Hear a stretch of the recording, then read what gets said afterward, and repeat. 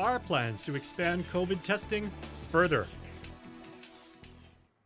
Hafa and good evening. I'm Nestor Lecanto. Before we get to the latest in containing COVID, a message from the family members of the Guam National Guard.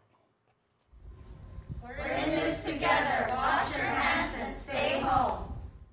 And of course, our gratitude and appreciation to all of our frontline heroes. Now to the news. Food will no longer be distributed at one of the Education Department's grab-and-go meal sites after a worker tested positive for COVID-19. All workers and volunteers at FBLG Middle School in Jigo will now be tested. GDOE Superintendent John Fernandez adds that operations are suspended to allow for deep cleaning of the campus. A combined 60 workers and volunteers were scheduled to be tested today. The remaining 11 grab-and-go sites will continue operations. As Chris Barnett reports, for thousands of island residents, the program is their main source for feeding their families during this COVID crisis. Paul Olandez's job has been a casualty of COVID-19. Right now, I work in the tourism industry, and I've been furloughed, so right now I've been trying to cut grass, do some sideline jobs to make some money. Olandez has not followed the governor's advice and applied for food stamps. Instead, he, like thousands of other people, lines up for hours to get free meals. 2 hours wait. Olandez telling KUAM he picks up free meals from the Guam Department of Education's Grab-and-Go Meals program. That program kicked off just after the onset of the COVID crisis, and it has provided over 500,000 meals to island residents and school-aged children. Olandez telling us he picks up 7 to 10 meals for his nephews and little brothers. GDOE telling KUAM the department, with the help of employees and volunteers, gives out 24,000 meals a day, 12,000 breakfasts, and 12,000 lunches at 12 different sites around Guam. The department's Jonathan Pilarca helps organize the meal program at Maria Ulloa Elementary School. It's a small operation. We only give out 500 compared to Weddingale. Right, but I mean, Weddingale's line is just as crazy, and these schools are less than a mile Yeah, so apart. that's why they opened this like a week after to alleviate the load from Weddingale. So we can't increase the numbers. We can't increase the numbers because the whole district is 12,000 max. So we're just alleviating the load from Weddingale. Dozens of cars lined up at Maria Ulloa, and just around the corner, even more cars line the road leading to Weddingale Elementary. Jesse Camacho was in line to get meals for his wife and 3 young children. He says his family is not alone in their hardship. Yeah, everybody's struggling right now. With federal aid weeks to a month away and no local help in sight, we asked Camacho if he had a message for the governor. She needs to come out here and see all the land. All these roadblocks and these things, it doesn't really make sense. For Guam's News Network, Chris Barnett reports. As expanded community testing continues until this Friday with a final stop in Agate, Public Health Director Linda DeNorsi is already planning to expand testing even further. And then on Saturday, we keep our staff very busy. We're going to do outreach, and we're going to actually do all the swabbing in the areas where there are congregate high-risk homes. And then we're also reaching out to the homeless population in Agatna. And, through our journey the following week, we're going to continue on, and we're looking at other areas like we're focusing on Hemlani area, that whole region where we're going to go into Harmon, Tamuning, Marizo, and Maiti. And very vulnerable population, as you know, is our elderly. So we're going to be also looking at the Gumat Tranquilidad housing area. And, of course, St. Dominic's. We've been in communication already with St. Dominic's, and everyone is very, very excited. We would like to focus on the Manomcos. As you know, this virus really takes its toll and hit on those that are over 60-some years old. So we want to make sure they're well protected. After testing the island's Manomco, DeNorsi says the next step is to test all frontline workers such as firefighters, police officers, healthcare workers, including public health nurses, surveillance team members, as well as staff at isolation and quarantine facilities. Meanwhile, public health will be conducting community testing for all Central residents with COVID symptoms tomorrow at the Mangilao Senior Center from 3 p.m. to 6 p.m. And over in the Marianas, the Governor Torres' office tells KUAM that 71 people were tested on Monday. Community testing started with first responders and some medical workers on April 27th. An additional 153 residents were tested yesterday. The total number of specimens collected in this community testing initiative is 224 for both Monday and Tuesday's process on Saipan.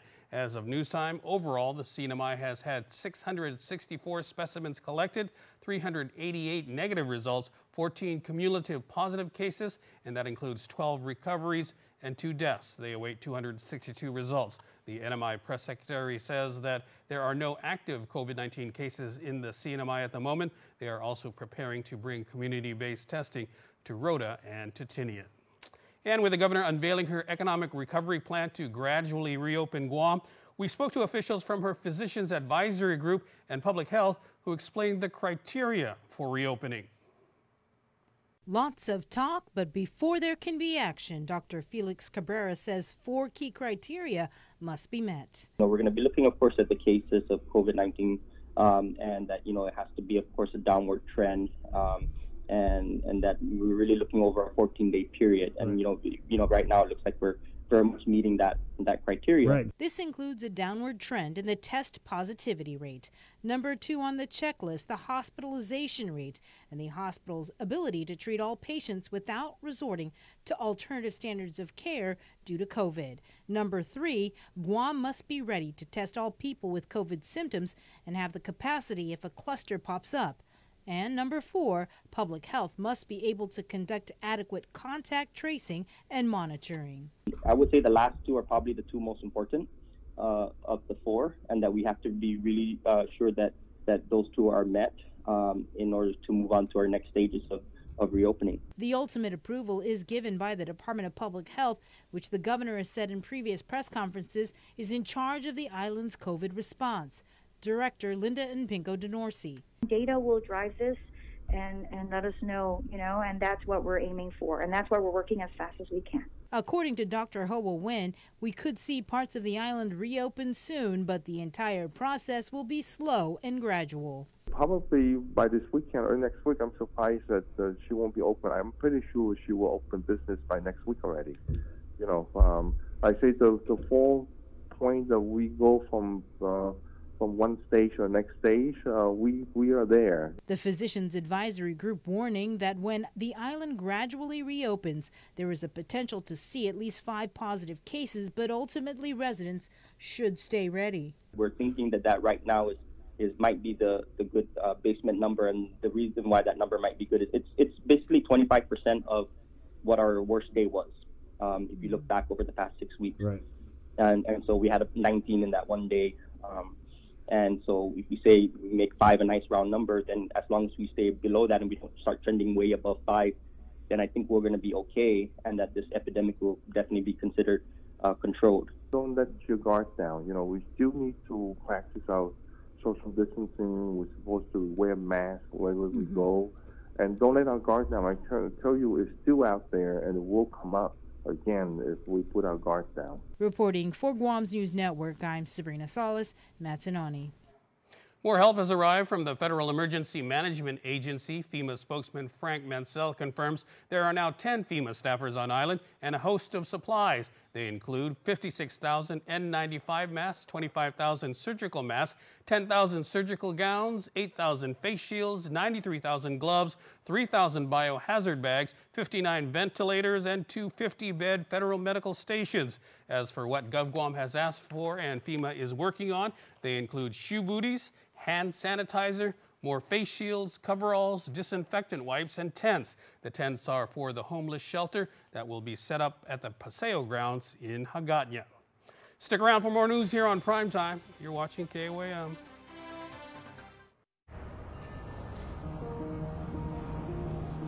It makes myself and it makes my team members very proud to work for an organization that has been on island for many years with its focus on reliability, dependability, and commitment to the communities that they operate in. Matson's a great corporate citizen to the community. We all benefit from any sort of environmental commitment we make. One of the ways that we do that is with our Adahi Utano program. there's action behind it. And so action breeds commitment. With the Kaimana Gila coming to Guam, this brings a new age and modernization to the island. It's exciting for me because it's a brand new ship and we can carry more freight into the islands. It just shows growth for Guam and Micronesia. Matson would be nothing without its customers, and we hope to continue to serve you for decades to come. We value relationships because when we commit, I love you guys until you're 80, until you're 90, until you're 100, forever. We are in it for the long run, so you can enjoy the moments that matter. Because when we commit to relationships, we never stop caring. Calvo's Select Care, health care that is always there for you. Our island community may be small in numbers, but large at heart. For many of us, our local restaurants are the core of celebrating major life events. Birthdays, graduations, retirements, and even date night. Although our favorite spots are unable to host these milestones that bring us together, we at Good to Go remain committed to delivering your favorite meals so you can still celebrate those that matter most to you.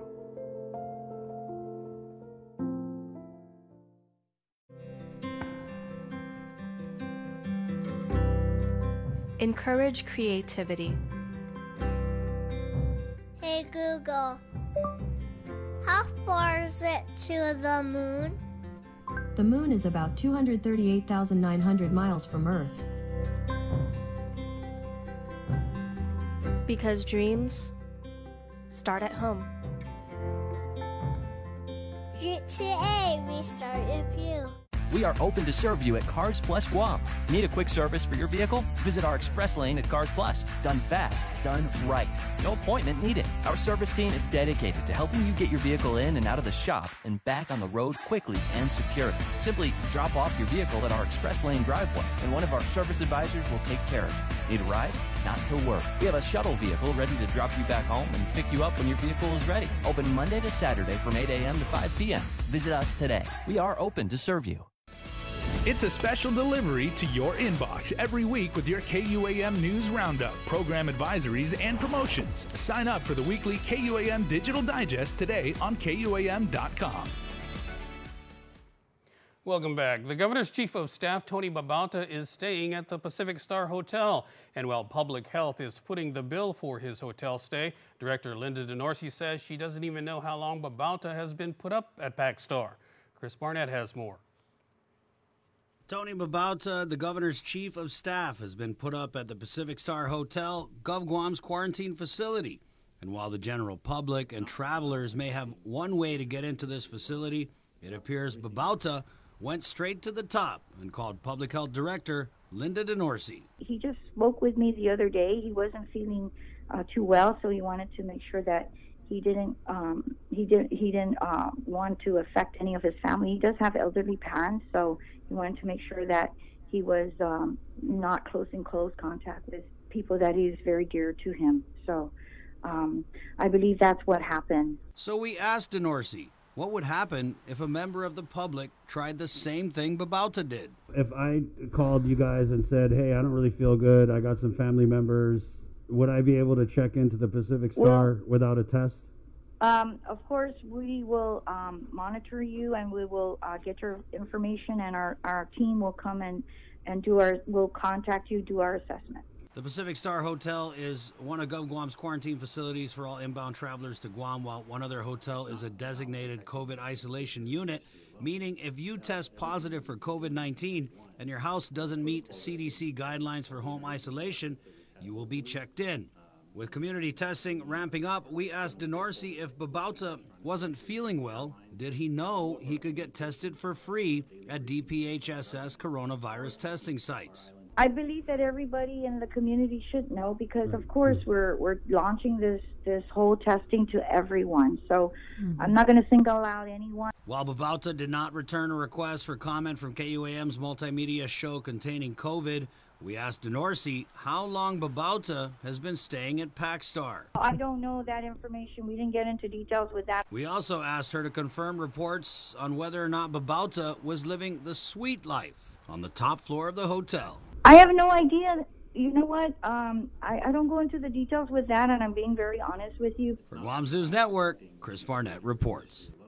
And this afternoon, Governor's Communications Director Janela Carrera said that Babauta only stayed at the Pacific Star one night because he wasn't feeling well and that he was assessed and cleared the following day.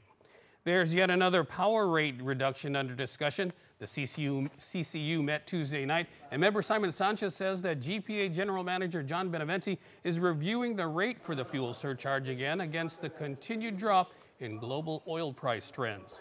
He's pretty confident that there's going to be some ability to reduce the bill. At least I'm very confident. And John is more careful. You know, he wants to be sure. He'll let us know in May. But when I look at the numbers, I'm very confident that we're going to be able to drop the LEAC again. But the good news is we think we're going to analyze it in a way. Can we drop it June 1st instead of August 1st? He says GPA is already in touch with the PUC, which would have final approval of another rate reduction. Sanchez says they can't say yet how much of a rate decrease it would be. Governor Lou Leon Guerrero vetoed several bills that were passed by lawmakers during an emergency session about 2 weeks ago. Two of those bills were introduced by Health Care Committee Chair Senator Therese Terlahi. Bill 336 would have expedited procurement of critical medical supplies for the COVID pandemic, while Bill 333 called for transparency with local and federal expenditures. The governor in her veto message stated placing additional requirements on the use of these funds is an overreach of legislative authority. Both bills were passed unanimously. I think, even without talking to the other senators, that just, you know, having spoken with them before, I feel very confident that all of them want increased transparency. All of them know the demands of the public for increased transparency, and all of them who are supposed to be decision makers, you know, take it very serious. We don't want to make decisions in the dark.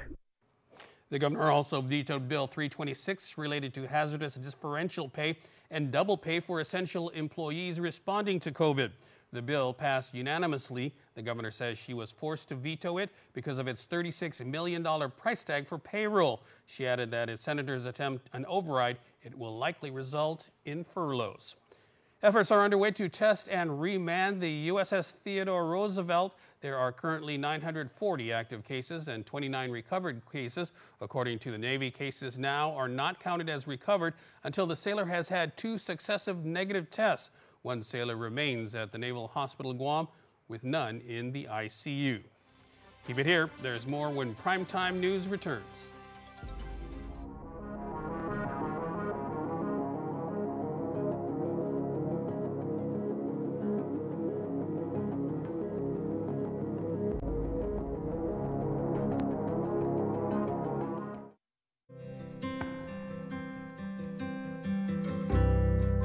Encourage creativity. Hey Google, how far is it to the moon? The moon is about 238,900 miles from Earth. Because dreams start at home. GTA, we start with you.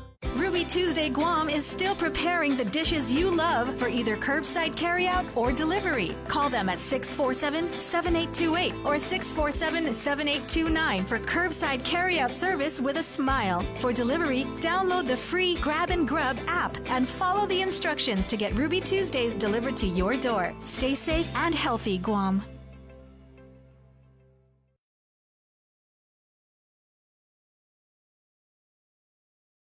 Guam is truly a majestic place with its sheer natural beauty, wealth of beaches, and culturally rich landscape. Unfortunately, Guam has a real problem with unwanted invasive species. Help us in preventing their introduction and spread. The coconut rhinoceros beetle, the little fire ant, the African snail, Siam weed. These are just a few of the numerous invasives on Guam. Follow proper custom procedures when bringing plants and animals into Guam. Help protect Guam. Tell your family and friends about invasive species. To report invasive species, call 475-PEST.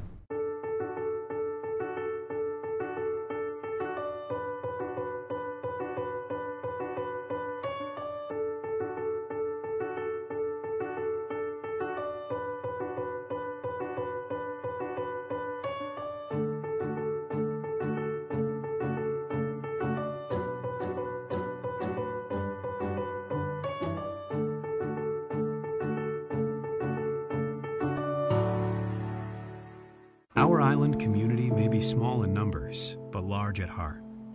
For many of us, our local restaurants are the core of celebrating major life events. Birthdays, graduations, retirements, and even date night.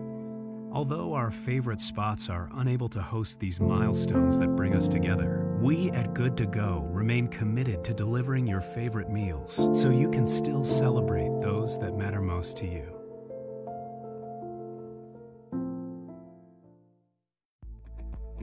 MTO Maintenance will now completely sanitize your home, office, or business with state-of-the-art commercial sprayers. For over 30 years, MTO Maintenance has been committed to the health and safety of our customers. And now, more than ever, a clean home, office, carpets, and furniture is a necessity to our island. Give us a call today. Stay healthy and stay safe, Guam. Call 647-6861 for an appointment. Gather round. The Cravings Pack from Taco Bell.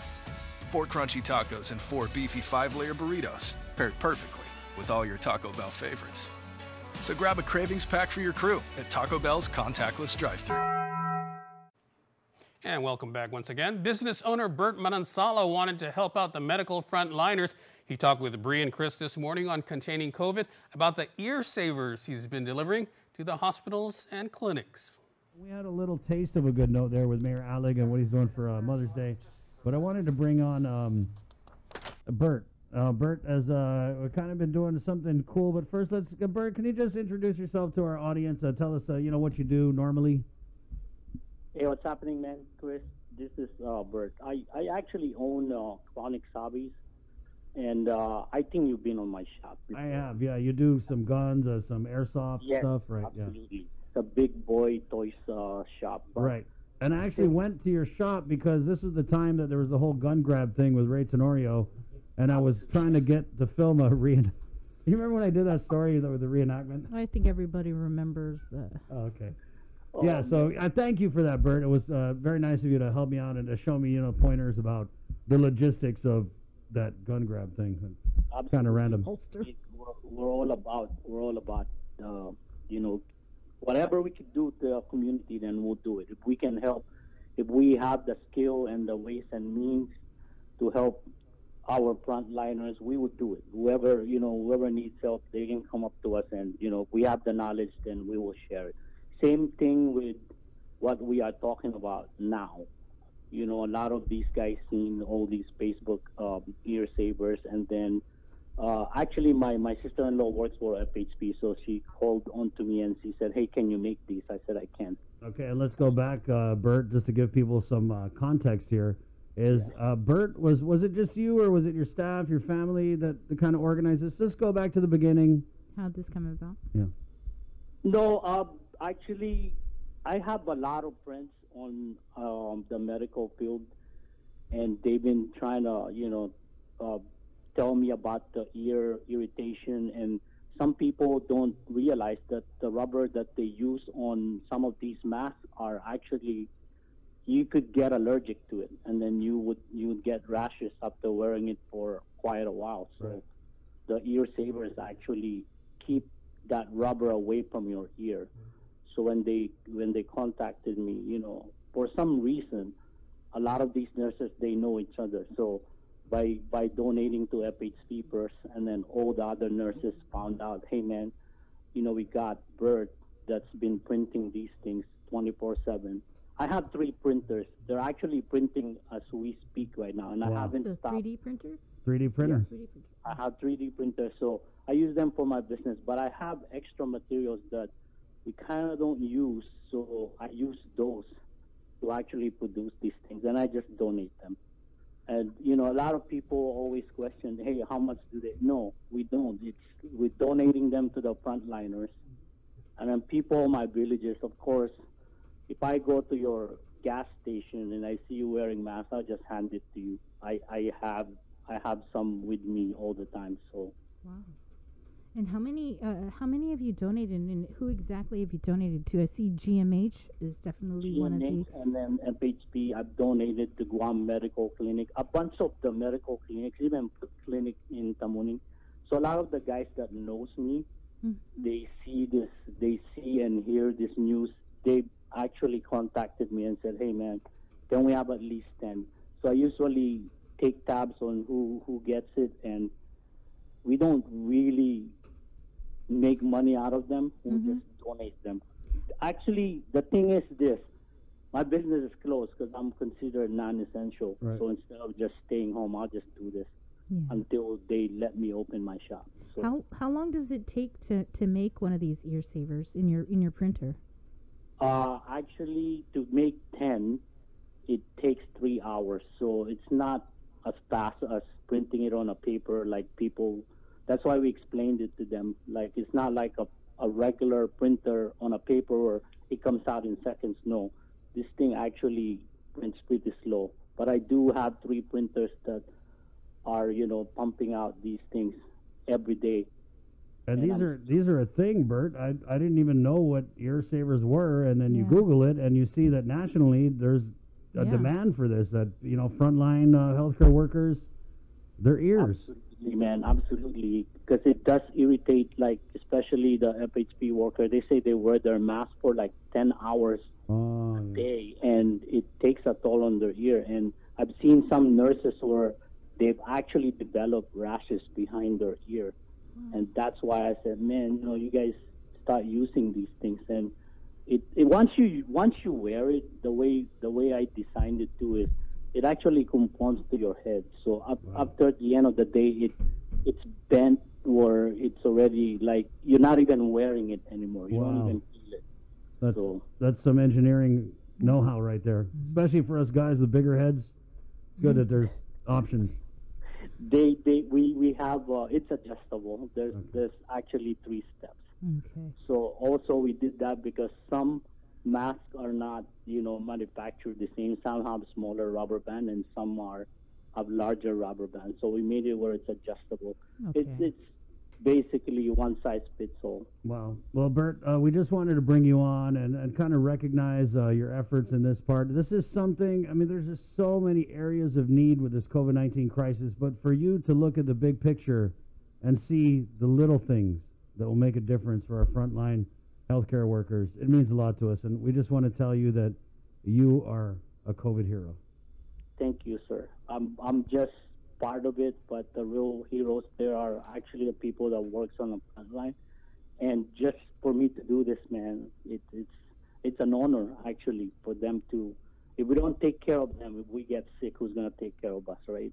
Well said, Bert. Well said. Yeah. Thank you. Thank you so much, Bert. Thanks, Bert. God bless you. Be safe. Wash your hands. Thanks, Chris. God bless you. Okay, Bert. Bye. There you go. That's Bert, of course, from Chronics Hobbies. We are with you. At times when you need us most, you can count on us to be there. When you need someone to talk to. When you need to stay informed. When you need to brighten your day. When you need to stay connected. We are here keeping our promise that while the world is changing, we keep working so you can keep connecting. We are your Docomo Pacific family, and we are here to help.